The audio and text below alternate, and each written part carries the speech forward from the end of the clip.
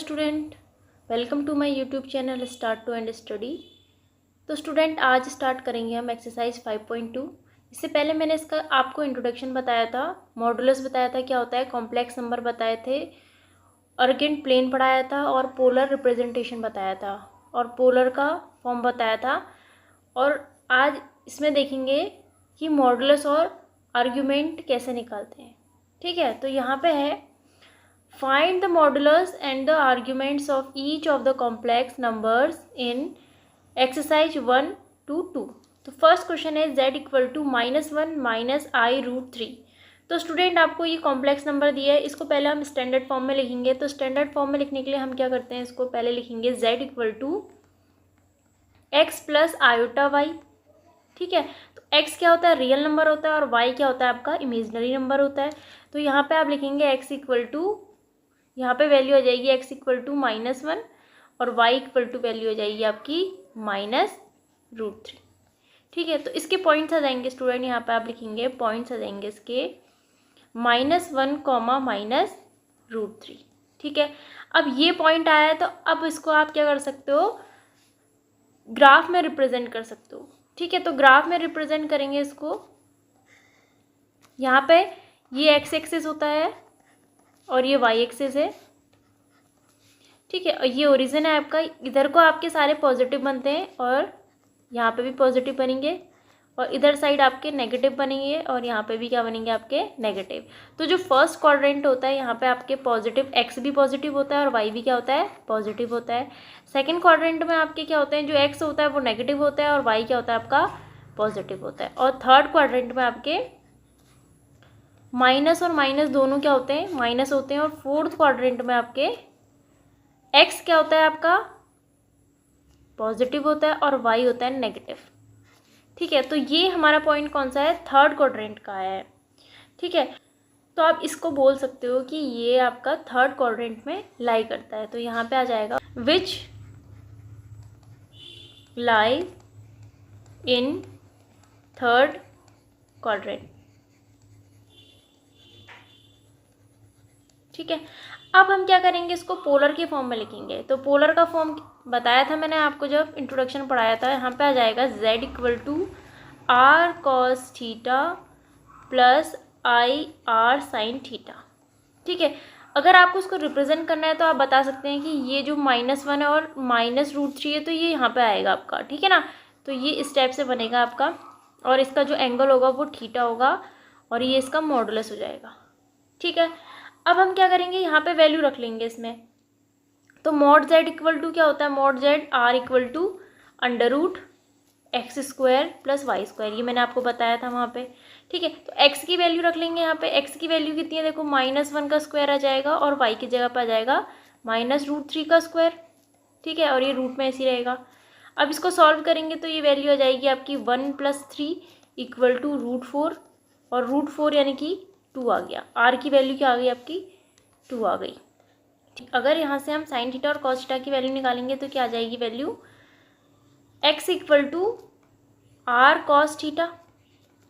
ठीक है, और x की वैल्यू कितनी है, -1 है। ठीक है, तो यहाँ पे आ जाएगा -1 इक्वल टू r की वैल्यू 2 है और cos थीटा। तो ये वाला एंगल यहाँ से क्या निकलेगा, यहाँ पे आ जाएगी वैल्यू आपकी cos theta equal to cos theta equal to -1/2।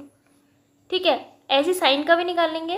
Sign का आ जाएगा y equal to r sin theta और y की जगह पे क्या आ जाएगा, -√3 इक्वल टू r की वैल्यू 2 है और साइन की वैल्यू क्या आ जाएगी, sin थीटा इक्वल टू -√3/2। तो ये साइन की वैल्यू ये आ गई आपकी और कॉस की वैल्यू यहाँ से ये आ गई है।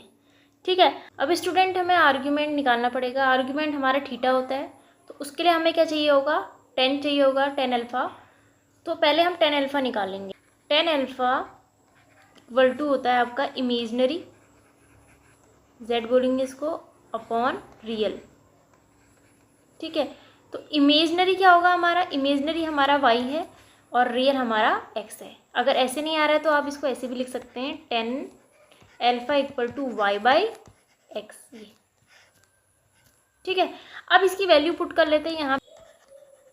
tan alpha equal to -√3 upon -1।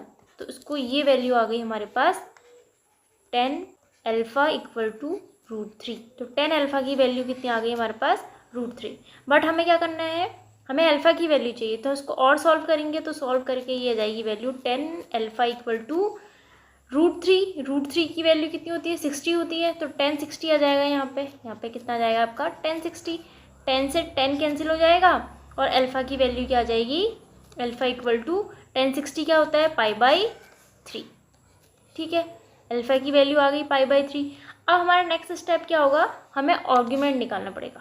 ठीक है, आर्ग्यूमेंट कैसे निकालेंगे, तो आर्ग्यूमेंट आ जाएगा z इक्वल टू थीटा होता है और इसको क्या लिखते हैं अल्फ़ा माइनस पाई। ठीक है, ये वाला आपने याद रखना है। तो यहाँ से वैल्यू आ जाएगी आपकी थीटा इक्वल टू अल्फ़ा की वैल्यू है π/3 और माइनस पाई। ठीक है, यहाँ पे हम ले लेंगे एलसीएम, तो थीटा इक्वल टू एलसीएम 3 है, 3 × 3 पाई माइनस 3 × 3 पाई आ जाएगा। ठीक है, अब इसको सॉल्व करेंगे तो थीटा इक्वल टू -2 π/3। तो ये हमारा क्या जाएगा argument z।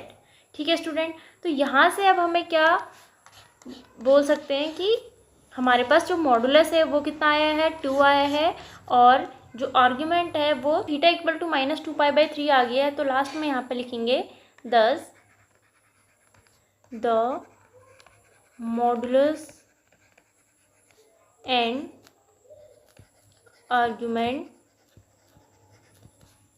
of the complex number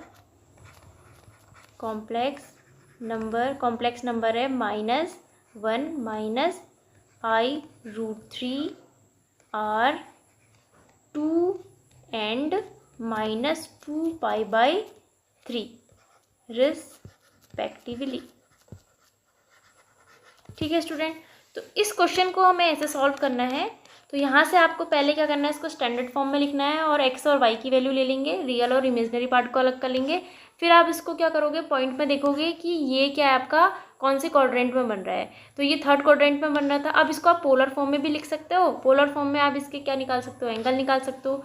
फिर हमें मॉड का फॉर्मूला पता है कि मॉडुलस z कैसे निकलता है, अंडर रूट रियल नंबर का स्क्वायर और इमेजनरी नंबर का स्क्वायर। तो रियल नंबर आपका x² आ जाएगा, y² आपका इमेजनरी आ जाएगा। फिर यहाँ पे वैल्यू रखेंगे, तो इसको सॉल्व करके जो हमारा मॉडुलस आ रहा था वो 2 आ रहा था। फिर यहाँ से हमने cos थीटा और sin थीटा की वैल्यू भी फाइंड आउट कर ली। अब यहाँ पे हमें क्या निकालना पड़ेगा, आर्ग्यूमेंट निकालने के लिए हमें थीटा चाहिए होता है, और थीटा इक्वल टू क्या होता है अल्फ़ा माइनस पाई। तो अल्फ़ा क्या है 10 अल्फ़ा इक्वल टू क्या होता है इमेजनरी अपॉन रियल, तो y/x, या तो आप ऐसे याद रख लो कि 10 अल्फ़ा इक्वल टू y/x होता है। यहाँ पे वैल्यू पुट करेंगे तो अल्फ़ा की वैल्यू π/3 आ गई है, तो π/3 की वैल्यू को argument z theta equal to pi minus alpha, यानी कि अल्फ़ा की जगह पे यहाँ पे पुट करेंगे अल्फ़ा माइनस पाई में, तो यहाँ से थीटा की वैल्यू आ गई 2 π/3। ठीक है स्टूडेंट, तो इस क्वेश्चन को आपने ऐसे सॉल्व करना है। नेक्स्ट क्वेश्चन में चलते हैं। नेक्स्ट क्वेश्चन है student z equal to -√3 + i। ठीक है, तो पहले इसको ऐसे लिख लेते हैं, z इक्वल टू -√3 + 1i, ऐसे भी बोल सकते हैं इसको। ठीक है, तो ये क्या है आपका z equal to x + i/y। ठीक है, तो यहाँ से x की वैल्यू क्या जाएगी, x इक्वल टू -√3 और y इक्वल टू क्या आ जाएगा 1 आ जाएगा। ठीक है, तो इसका पॉइंट क्या आ जाएगा, ये आपका रियल है, ये आपका कौन सा पार्ट है रियल पार्ट है, और ये वाला आपका इमेजनरी है। ठीक है, तो यहाँ से आपका पॉइंट आ जाएंगे, पॉइंट आप लिख सकते हैं -√3, 1। अब इसको ग्राफ में रिप्रेजेंट कर लेते हैं। तो हम इसको ग्राफ में रिप्रेजेंट करेंगे तो यहाँ पे क्या आएगा, ये पॉजिटिव पॉजिटिव है, इधर को सारे पॉजिटिव बनते हैं और इधर को क्या बनते हैं नेगेटिव और पॉजिटिव। तो ये वाला आपका सेकंड क्वाड्रेंट का आ रहा है, और यहाँ तो नेगेटिव नेगेटिव बनते हैं और इधर को क्या बनते हैं आपके पॉजिटिव और नेगेटिव। ठीक है, तो यहाँ से हम क्या बोल सकते हैं कि ये हमारा सेकंड क्वाड्रेंट का है। ठीक है, तो सेकंड क्वाड्रेंट में यहाँ पे आप इसको बना लेंगे, तो ये कैसे बनेगा, इधर को बनेगा ये ऐसे। ठीक है, तो इसका जो एंगल आएगा ये थीटा होगा, और ये इसका क्या होगा मॉडुलस। तो यहाँ पे आप लिख सकते हो -√3, 1। ठीक है ना स्टूडेंट, तो यहाँ पे आप लिख लेंगे विच lie in second quadrant।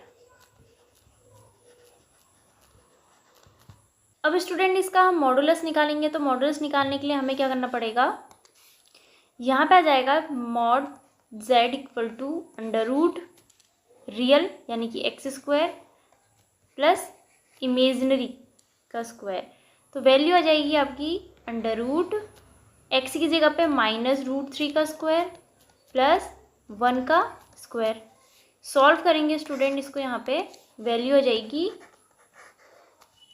3 + 1 equal to under root 4। तो मॉड z आ जाएगा 2। इसको क्या बोलते हैं, r इक्वल टू 2। तो ये हमारा क्या आ गया, मॉडुलस आ गया है।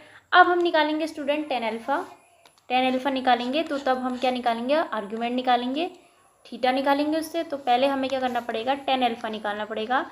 और टेन अल्फ़ा इक्वल टू होता है इमेजनरी पार्ट अपॉन रियल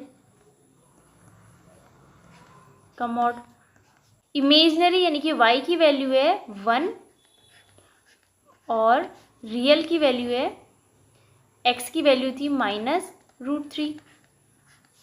इसको सॉल्व करेंगे तो ये वैल्यू आ गई 1/√3। तो स्टूडेंट यहाँ पे वैल्यू आ जाएगी टेन अल्फ़ा इक्वल टू 1/√3 की वैल्यू होती है 30 डिग्री, ठीक है। और 30 डिग्री को क्या बोलते हैं, टेन अल्फ़ा इक्वल टू 10π/6।